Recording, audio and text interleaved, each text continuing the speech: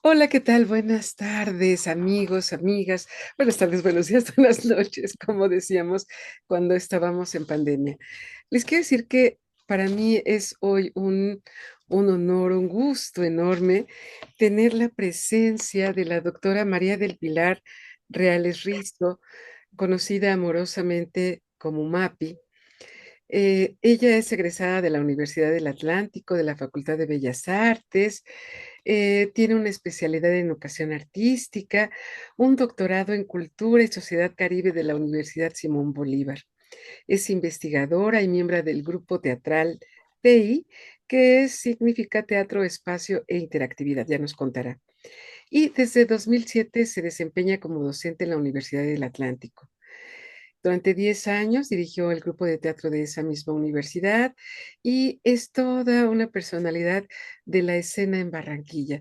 Es un honor, un gusto que nos acompañes, Mapi, y que nos cuentes nada más y nada menos de un tema que en México es una leyenda viva, porque muchas personas juran y perjuran que han visto La Llorona, que la Sí, escucharon, y bueno, a mí me sí. maravilló que tú hayas hecho tu investigación doctoral sobre este tema de la Llorona, esta reflexión de por qué seguimos llorando las mujeres. Bueno, tantas cosas que las que nos tienes que hablar. Así es que te cedo el micrófono, tienes toda la palabra en este encuentro entre amigos, entre amigas. Doctora, un gusto, una alegría enorme que estés con nosotros. Cuéntanos. Gracias, Alma. Gracias, Alma Rosa. Realmente el honor es mío poder hablar de La Llorona justamente con una colega que tiene, que vive, que ha habitado el territorio donde donde la leyenda cobra fuerza. Entonces, realmente el honor es mío. Voy aquí a apagar el celular. Pues cuéntanos de Entonces, tu investigación. ok, listo. Bueno, mira, realmente yo vengo de un barrio popular de la ciudad de Barranquilla, donde al igual que en México, muchas personas están permeadas por la idea paralizante de estar conectado, de haberla visto, de haberla escuchado. Entonces el acontecer de mi barrio estuvo nutrido por esas historias de las vecinas. Siendo yo niña, escuchaba hablar de un fantasma de una mujer que lloraba a sus hijos. Yo realmente nunca la escuché, no recuerdo haberla escuchado, pero me llamaba mucho la atención cómo las vecinas organizaban esa idea de imaginario de la Llorona. Es decir, una decía, por ejemplo, yo la vi flotar y no se le veían los pies, la otra explicaba cómo era el llanto. Cuando decidí estudiar actuación, justamente tuve muy claro que ese era el personaje que yo quería representar a nivel actoral para poderme graduar en mi pregrado de maestra en arte dramático. Tuve muy claro que ese era y obviamente volví al barrio a recoger esos relatos para que a partir de esos relatos poder asumir la configuración física, vocar la caracterización. De hecho, mi trabajo de grado en pregrado fue la construcción del personaje La Llorona a partir de la creación colectiva. De hecho, con el tiempo, aquí lo tengo a la mano, aquí está este libro, con el tiempo mi trabajo de tesis de pregrado se convirtió en un libro y en el libro básicamente lo que yo expongo es cómo la pude caracterizar. Desde ese entonces, desde el 2005 hasta la presente, La Llorona tiene un espacio en el Carnaval de Barranquilla. Yo llevo 17 años participando en el Carnaval de Barranquilla, personificando a La Llorona, y digamos que en todas las versiones he ganado un galardón que acá se conoce como el Congo de Oro a mejor disfraz. Entonces, eh, tenía un espacio escénico, el espacio del carnaval, pero el espacio escénico era bastante efímero, es decir, la Llorona pasa y yo lo que logro identificar cuando estoy en los distintos desfiles de los carnavales es que acá en Barranquilla se reconoce el personaje, es decir, yo voy en los desfiles y mucha gente dice, ahí viene la Llorona, lo cual significa, me dio el primer, digamos, indicio de que era una leyenda importante y reconocida. Es decir, ya el espectador se encargó de darme una aprobación en cuanto al reconocimiento del personaje. No dicen, ahí viene un fantasma cualquiera, ahí viene la Llorona. Era lo que yo escuchaba y todo el mundo es Llorona, Llorona. Entonces, es un espacio de gozo como el carnaval y hay una persona que va llorando, pero con el gozo Caribe, que de eso voy a hablar más adelante. Bueno, luego tuve la experiencia de trabajar en un proyecto con mujeres en los territorios de mi departamento y me di cuenta que las mujeres entrañan realidades que nos conectan con el llanto directamente. Era un trabajo en un proyecto que se llama Transfórmate tu mujer y esa transformación le apostaba a la autoestima y luego a la autonomía.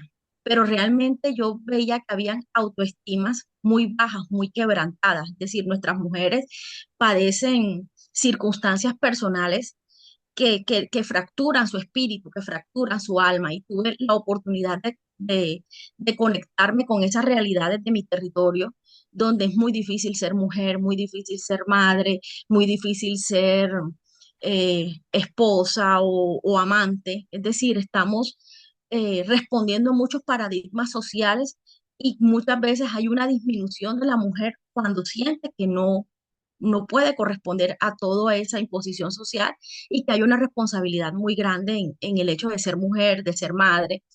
Entonces comencé a mirar cómo algunas esferas del relato, es decir, algunos componentes del relato, estaban siendo encarnados en la vida social de las mujeres de mi territorio.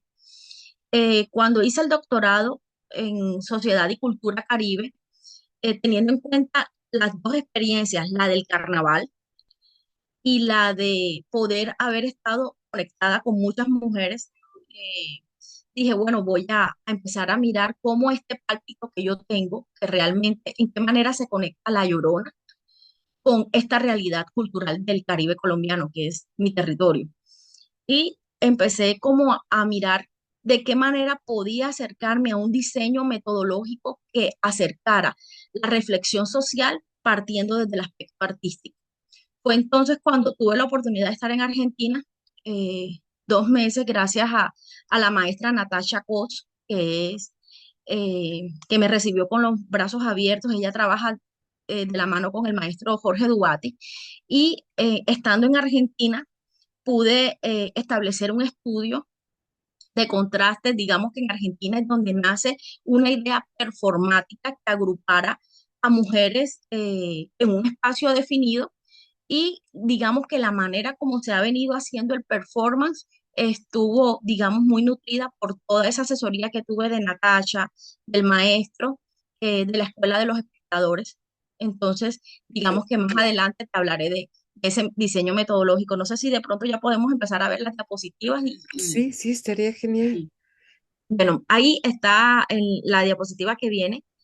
Bueno, el tema central fue La Llorona como acontecimiento en el Caribe colombiano, justamente porque la finalidad del doctorado era en cultura y sociedad caribe.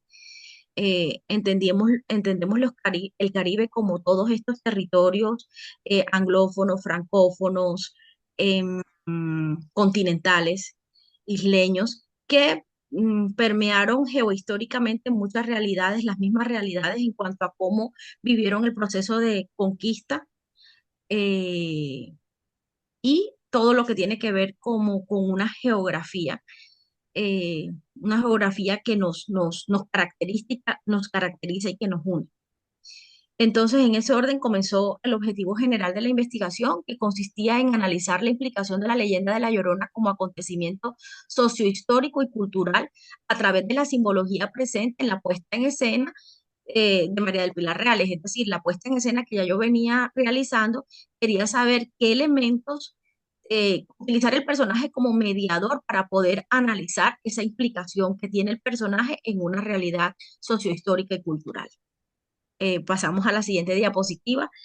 Bueno, entonces, a partir de ahí, de la representación, que aquí está en el segundo objetivo, pero para mí era la base de todo, voy a permitirme incluso leer el segundo objetivo mucho antes que el primero, que fue identificar la relación simbólica presente en la leyenda de La Llorona y la puesta en escénica desde la concepción de representación, es decir, cómo la representación era un soporte para poder ubicar esa simbología y ese sentido de pertenencia y de relación con este personaje, lo que me permitió inmediatamente definir la dimensión antropológica e histórico-social del relato en su valor de acontecimiento.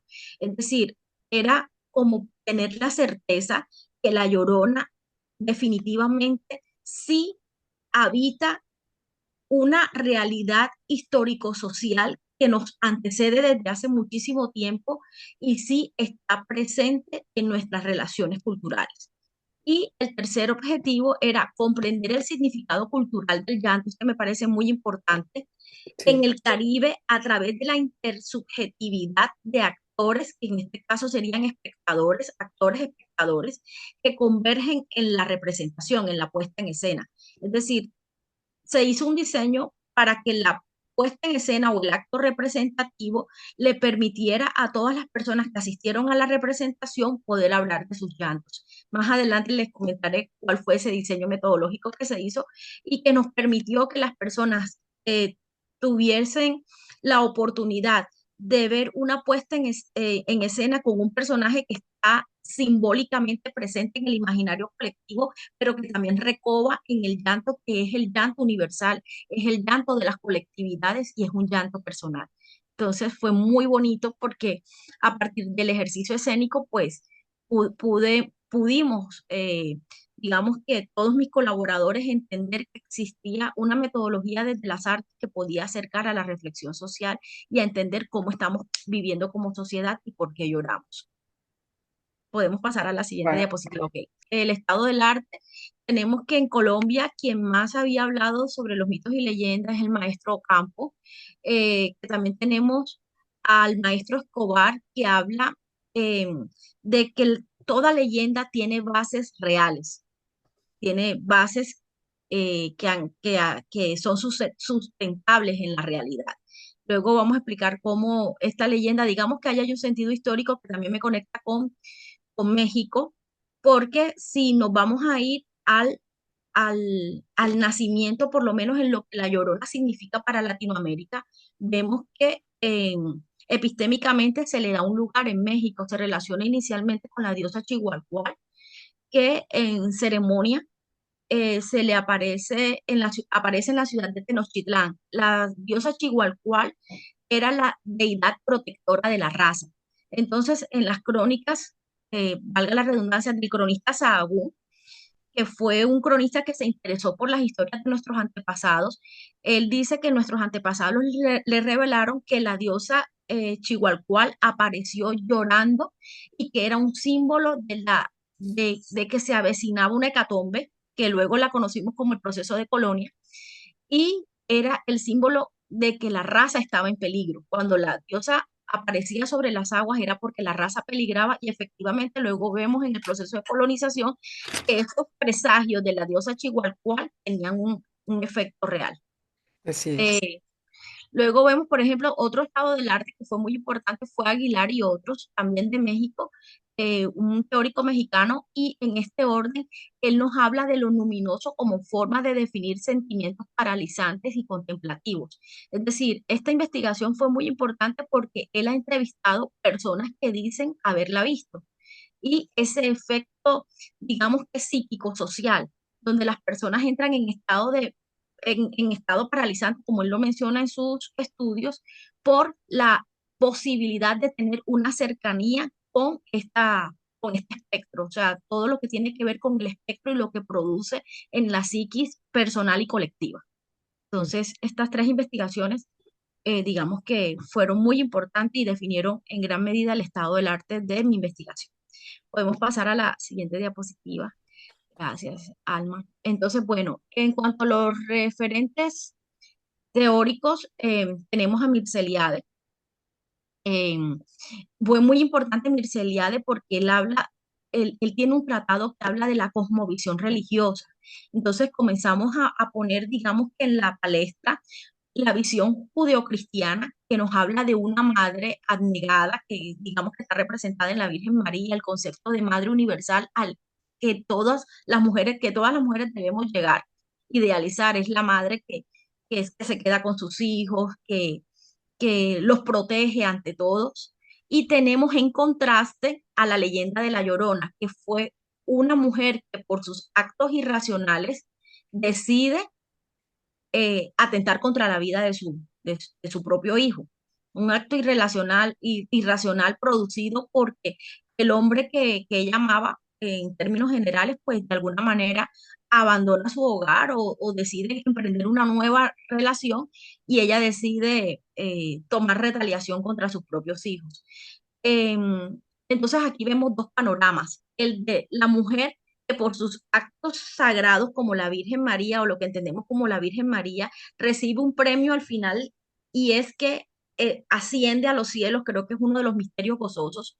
La Virgen, según la visión judeocristiana, la Virgen María ascendiendo a los cielos y vemos en contraste a una llorona a una mujer que por sus actos irracionales está condenada a no tiene un lugar ni en ese cielo ni en el infierno y que peregrina por las calles preguntándose dónde están sus hijos.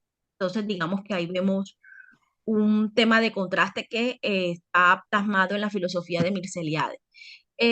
Tenemos el llanto femenino y fue muy importante cómo Freud y Braidotti pues hablan de cómo el llanto femenino es una necesidad casi que biológica de las mujeres.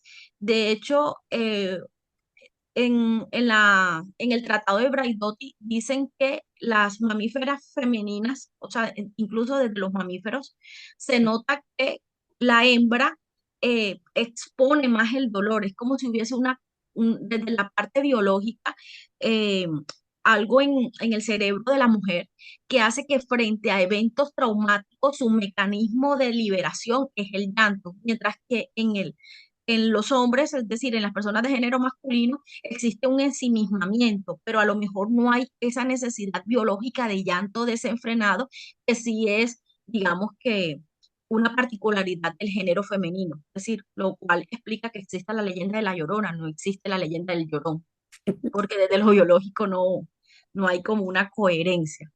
Fue muy interesante también los tratados de Palma y de Cristeva que hablan de la mujer latinoamericana y el llanto.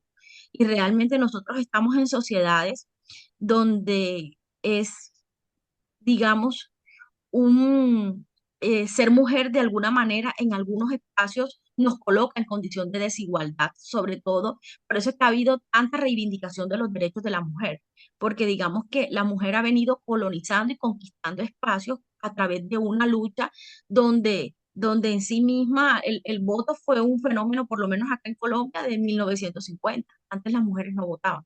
Ujú.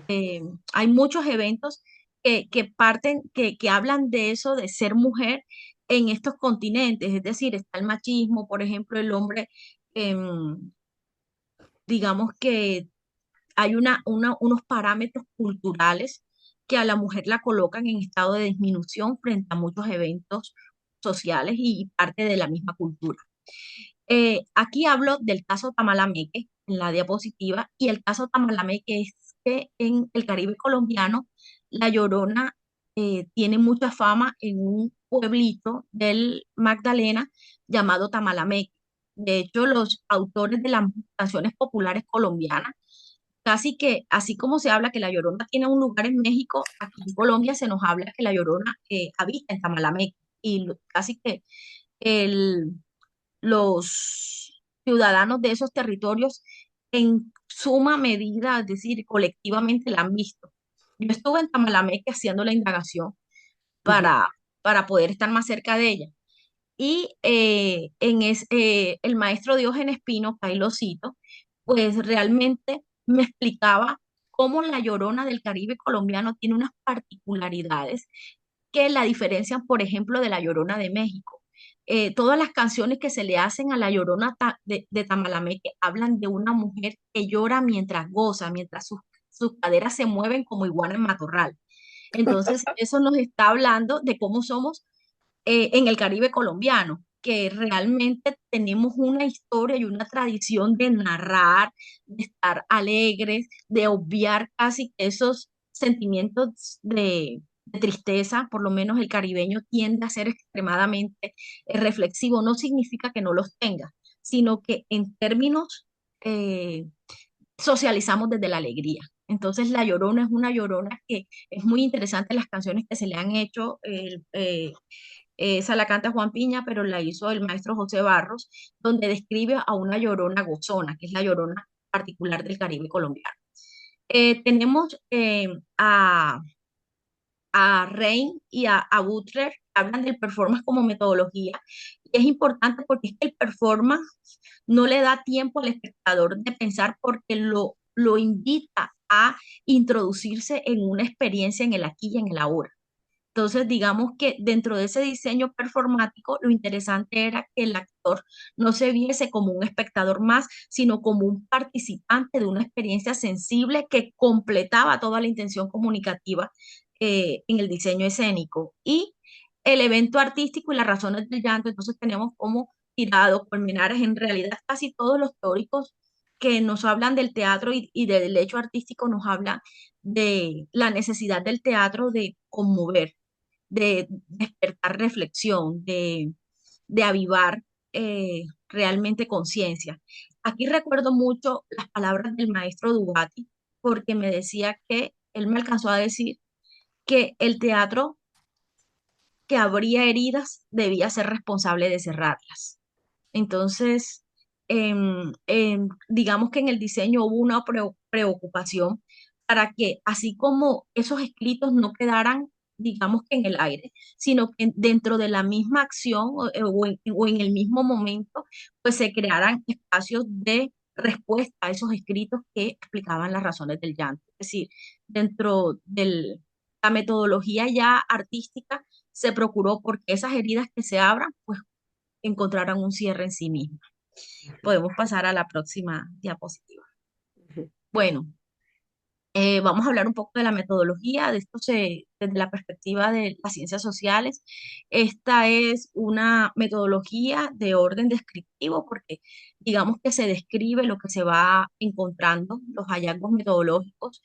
Es de un diseño fenomenológico. ¿Por qué de un diseño fenomenológico? Porque digamos que en la experiencia de la realidad, el llanto siempre ha estado presente, pero digamos que es una metodología fenomenológica emergente porque no se había un poco resignificado el concepto de la llorona, porque la llorona siempre la asociamos con eventos paralizantes para que dé miedo, pero utilizar la llorona como elemento simbólico que ayuda a que huyan las razones del llanto, a que se comenten e incluso se sanen, ya es una dimensión, digamos que particular de la investigación.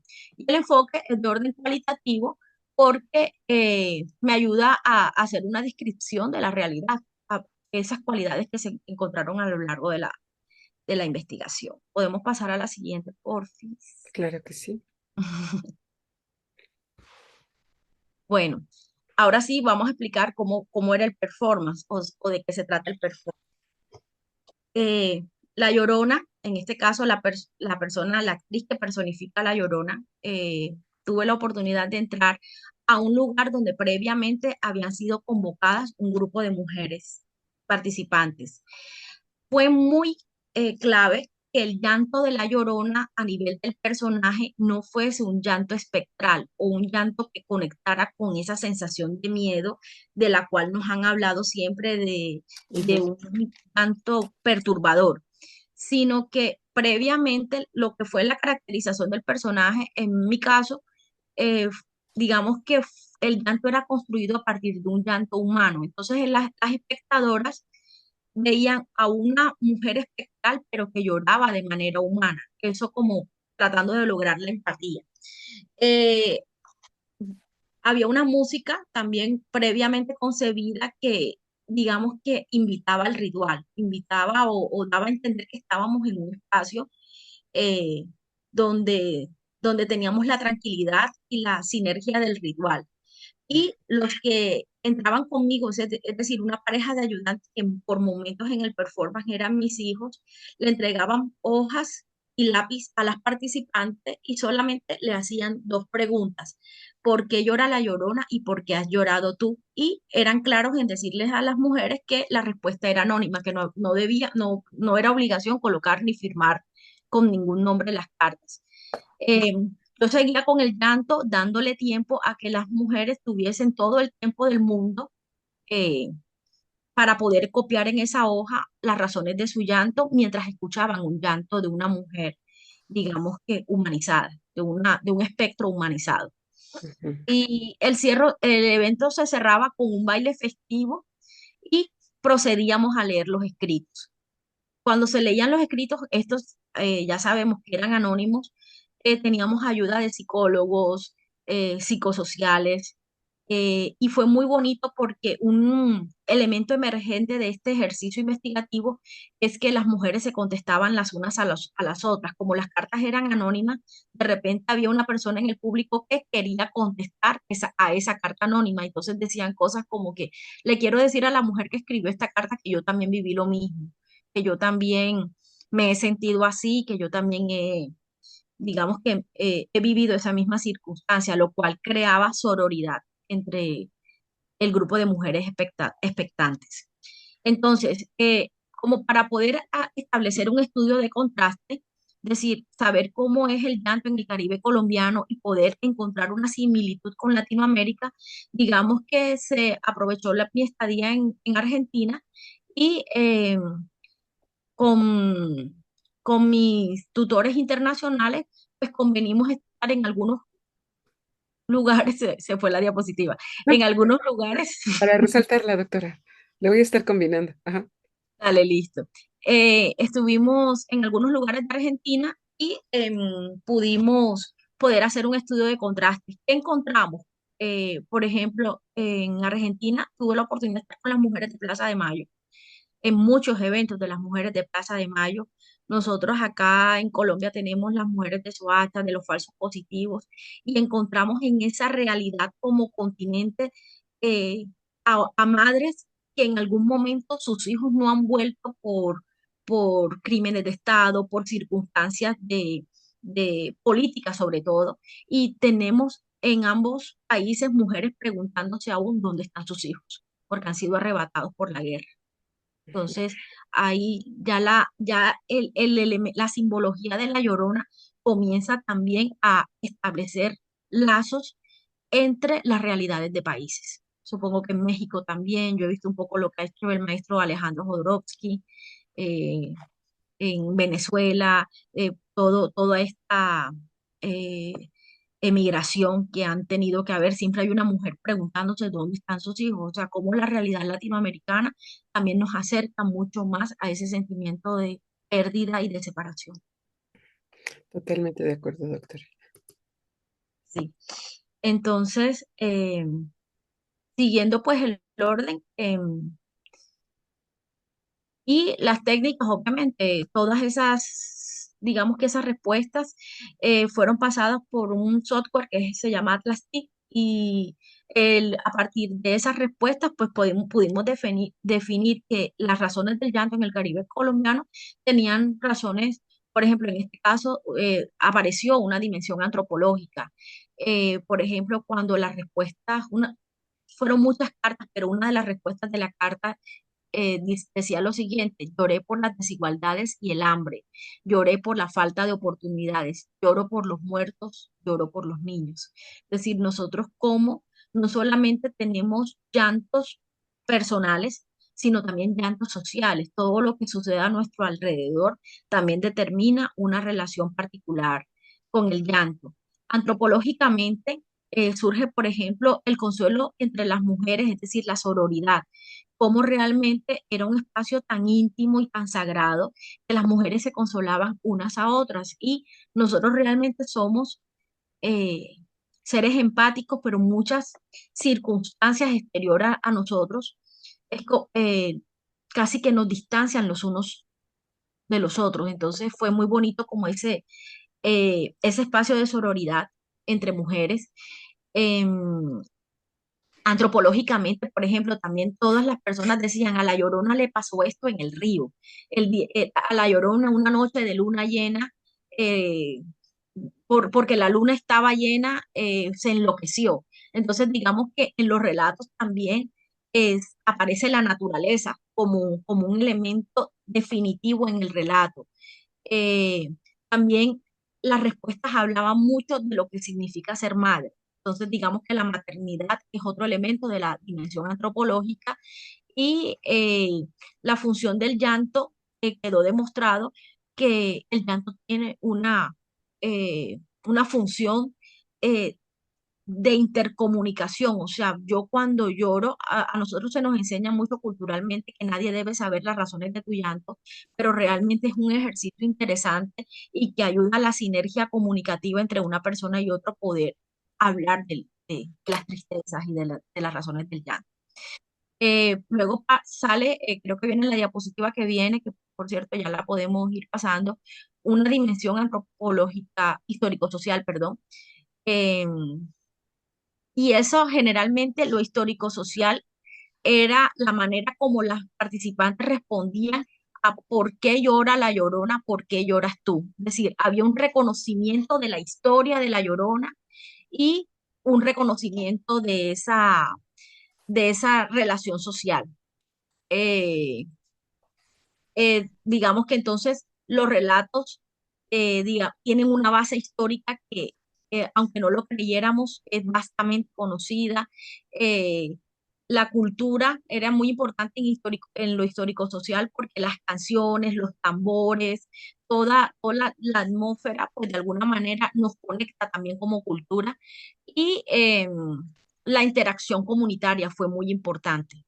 Por eso lo histórico-social, porque es un espacio de interacción y el teatro debe estar enfocado justamente en eso, en poder hacer que los espectadores logren espacios de, de colectividad, sentirse como comunidad, como colectivos humanos. Entonces, eso, digamos que es otra dimensión que salió a partir de la apropiación de la investigación. Y la última dimensión es la dimensión de representación. Entonces, bueno, esta le apuesta un poco más a que a una mirada que me permita ver si los códigos utilizados pues lograban el efecto comunicativo. Entonces, por ejemplo, habían personas que sin preguntárselo hablaban de la obra. Entonces dice, la obra intenta transmitir injusticia social, pérdida de sus hijos, pérdida de su identidad como mujer. Eh, digamos que aquí era muy importante, porque yo entendí por qué hacer del carnaval, que es un espacio efímero, a buscar este espacio concreto de un performance más íntimo, porque en el carnaval todo pasa muy rápido, mientras que en estos momentos era como si la Llorona tuviese la oportunidad de estar en un espacio más cercano, más íntimo, con personas que de alguna manera iban a abrir su corazón y al mismo tiempo podríamos tener una cohesión social. Entonces, ese fue el plano de la representación que vivimos. Pues ya como para ir, bueno, había la dimensión del llanto, quedó clara. Eh, digamos que se entendió que el llanto no es una experiencia singular, es una experiencia colectiva.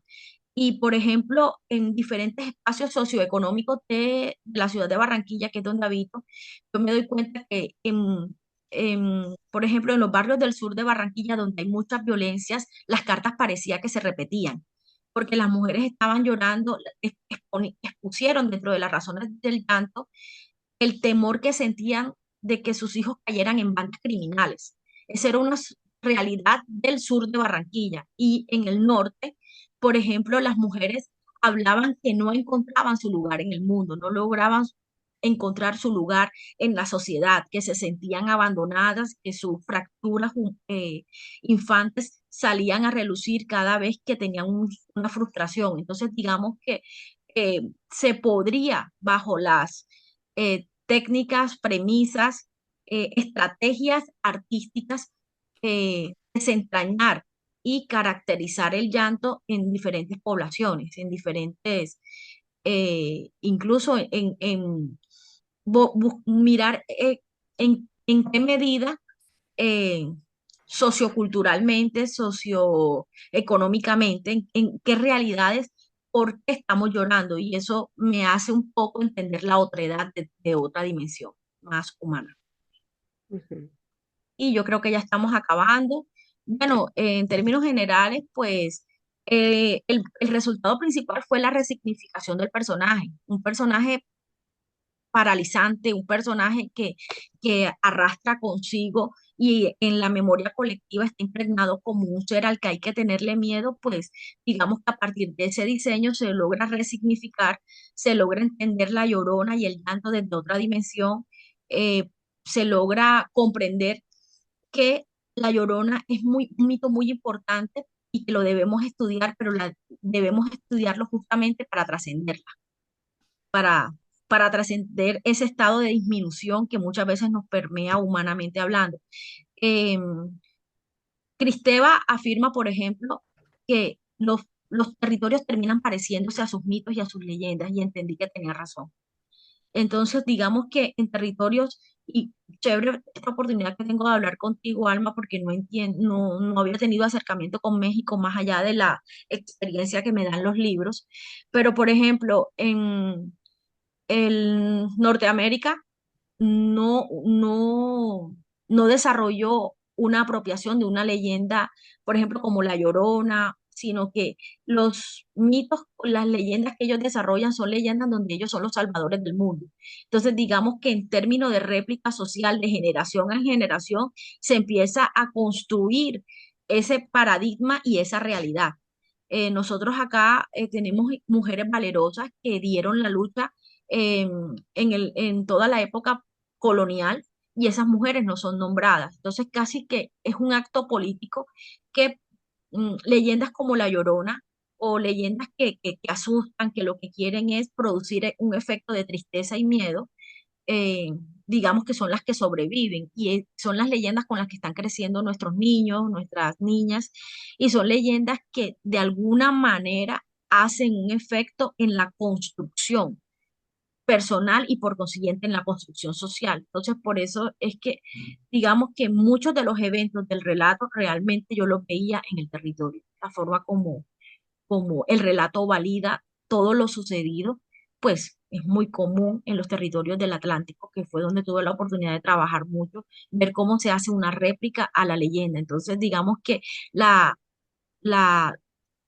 el hilo entre la realidad y la fantasía es muy confuso, porque La Llorona es una realidad por cuanto se vive diariamente y al mismo tiempo la realidad tiene toques de esa fantasía. Entonces, digamos que esa fue mi investigación, a grosso modo.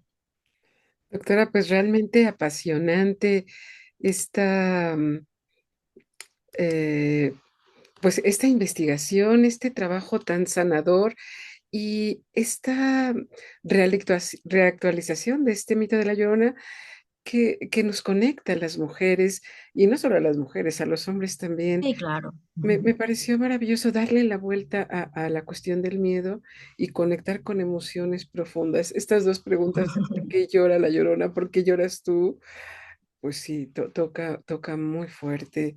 Y yo también creo que de pronto hay cosas de miedo, ¿no? Que nos impone la globalización, que no nos permiten hablar, que nos llenan de susto y de miedo, que no nos permiten justo como reelaborar, tocar cosas que sí tienen que ver con nuestras tradiciones locales, ¿no? Es de pronto muy importante escuchar a los abuelos decir: "Yo la vi, yo la escuché, se me erizaron la piel", ¿no? Y a partir como de esa vivencia poder, darle la vuelta a este mito y conectar, ¿no? Desde este efecto sororo, humano, y exorcizar ese dolor que traemos ahí guardado las comunidades, las mujeres.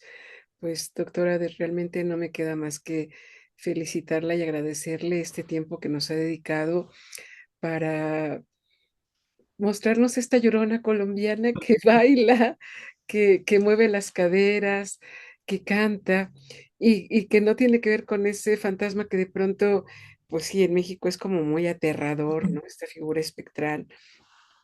Y ahora, bueno, también se están haciendo otras historias para que muevan a la risa, que también es algo que parece que está negado, ¿no?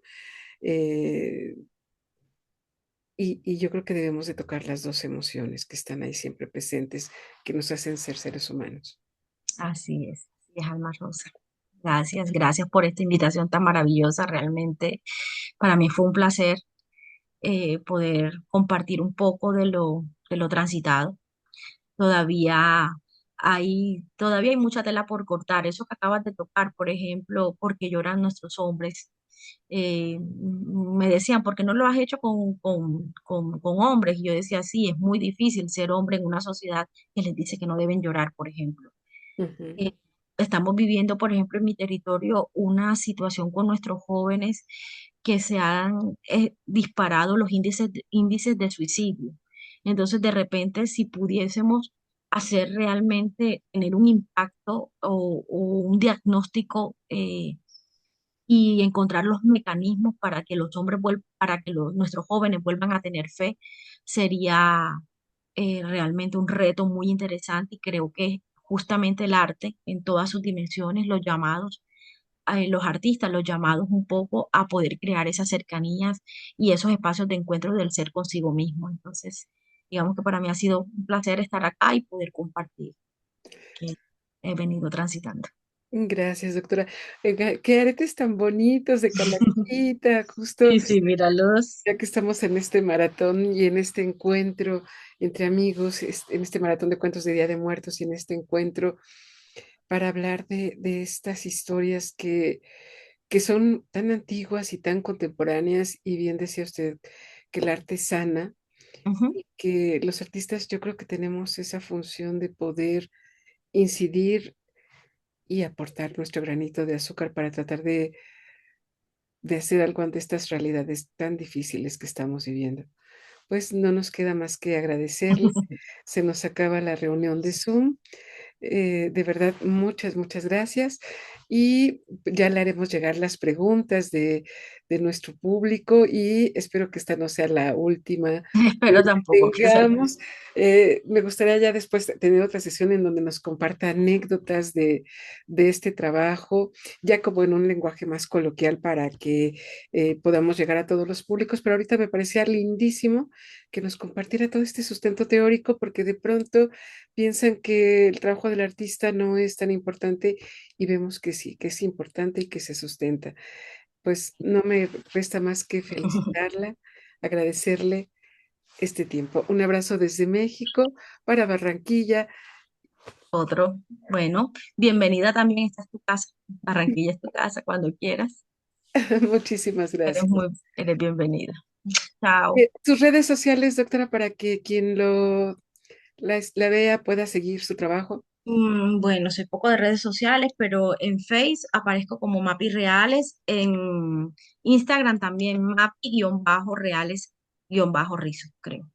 Mapi Reales Rizo, solo sé que es así mis dos apellidos. Muy bien, pues Pueden, pueden. seguirle. Bueno, pues muchísimas gracias. Chao, Nos gracias. despedimos, doctora.